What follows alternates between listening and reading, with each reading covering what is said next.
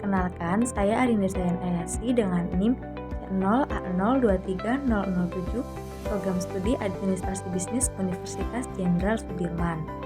Di sini saya akan membahas tentang salah satu konsensus dasar negara Indonesia, yaitu Undang-Undang Dasar 1945. Peran aktif mahasiswa dalam mengimplementasikan konsensus dasar negara Indonesia, Undang-Undang Dasar 1945, yaitu dengan cara yang pertama, melakukan penelitian dan pemahaman. Kita harus teliti dan pahami Undang-Undang Dasar 1945 dengan secara mendalam untuk memahami hak, kewajiban, dan nilai-nilai yang terkandung di dalamnya. Yang kedua ada advokasi dan kesadaran. Tingkat kesadaran masyarakat tentang pentingnya Undang-Undang Dasar 1945 melalui kegiatan advokasi, seminar, atau kegiatan sosialisasi. Selanjutnya yang ketiga ada partisipasi dalam organisasi kemahasiswaan. Bergabung dengan organisasi kemahasiswaan yang berfokus pada hak asasi manusia, keadilan, dan demokrasi untuk berkontribusi secara langsung. Yang keempat ada diskusi dan debat. Kita menyelenggarakan diskusi atau debat yang melibatkan mahasiswa dan masyarakat dalam memahami dan membahas isu-isu yang terkait dengan Undang-Undang Dasar 1945. Yang kelima ada partisipasi dalam proses demokrasi. Gunakan hak Anda dalam pemilihan umum dan partisipasi aktif dalam proses demokrasi untuk memastikan keberlanjutan prinsip-prinsip Undang-Undang Dasar 1945. Yang keenam ada aksi sosial. Ikut serta dalam aksi sosial yang mendukung hak-hak asasi manusia dalam prinsip-prinsip Undang-Undang Dasar 1945 seperti aksi amal atau gerakan kemanusiaan. Jadi, ingatlah bahwa peran aktif mahasiswa dalam implementasi Undang-Undang Dasar 1945 dapat menciptakan dampak positif dalam membangun masyarakat yang lebih adil dan demokratis. Selanjutnya di sini saya akan menampilkan contoh kasus yang sedang trending saat ini, yaitu kasus korupsi dana aspirasi desa di 3 kabupaten Polda Jatim. April tanggal 12 2023, kami telah mendapatkan aduan dari warga masyarakat RSM terkait adanya dugaan pemotongan dana aspirasi desa yang bersumber dari bantuan provinsi dan adanya pekerjaan-pekerjaan yang tidak sesuai dengan spesifikasi. Dari aduan ini, di bulan April kami telah melakukan langkah-langkah dalam hal penyelidikan. Kami akan berusaha untuk melihat apakah memang benar terjadi ataupun tidak. Kami telah melakukan pemeriksaan terhadap 13 pihak dalam bentuk klarifikasi dan juga permintaan beberapa dokumen fotokopi. Laporan aduan ini mengacu kepada 3 wilayah yang telah diberikan bantuan provinsi, yaitu wilayah Wonogiri, Karanganyar, dan Klaten. Ada 3 wilayah ini. Untuk anggaran tahun 2020 sampai dengan tahun 2022. Dari 13 pihak-pihak yang kami terima ini sudah di 2 wilayah yang kami lakukan klarifikasi, tinggal yang di Karanganyar. Kemudian kalau kita melihat dari aduan tersebut berarti ada beberapa modus. Ini yang sedang kami berupaya untuk ungkap apakah benar atau tidak, yaitu adanya dugaan pemotongan dana proyek yang diterima oleh para kepala desa. Yang kedua, kualitas pekerjaan tidak sesuai dengan spesifikasi.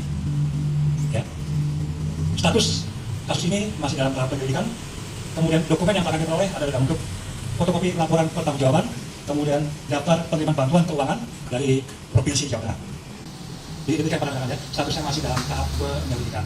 Kemudian perlu kami sampaikan dan kami tegaskan, kegiatan kami ini dimulai sejak bulan April, sejak mulai bulan April dan tidak ada terkaitan dengan isu-isu yang berkaitan masalah pemilu, tidak ada.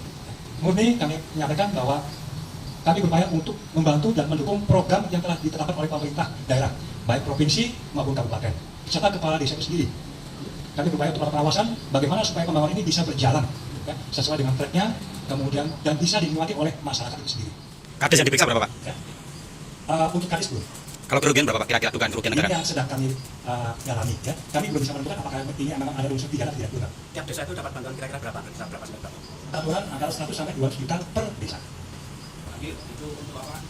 Tidak spesifik disampaikan, hanya disampaikan bahwa bantuan yang diberikan kepada desa ini ada pemotongan, kemudian spesifikasi sesuai.